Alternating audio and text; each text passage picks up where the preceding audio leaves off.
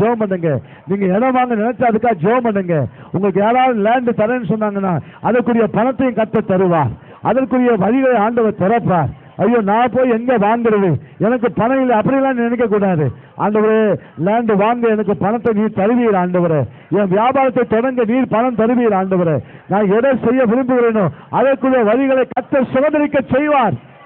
முடியாது என்று நினைக்காது. இஸ்ரவேல் ஜனங்கள் கானான் தேசத்திலே அவருக்கு சுதந்திரிக்க பண்ணின கர்த்தர் இன்றைக்கு உனக்கு ஒரு சுதந்திரிக்க செய்வார்.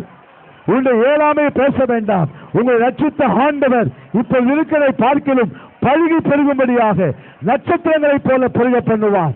நட்சத்திரங்களை போல கர்த்தர் பெருக பண்ணுவார்.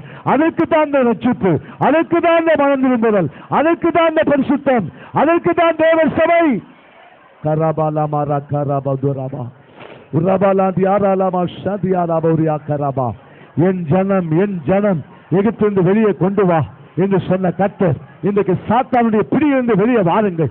சத்துருடைய ஆக்கிரமித்துக் கொண்டு வெளியே வாருங்கள். வாருங்கள், உங்களுடைய குடும்பம் வெளியே வரட்டும்.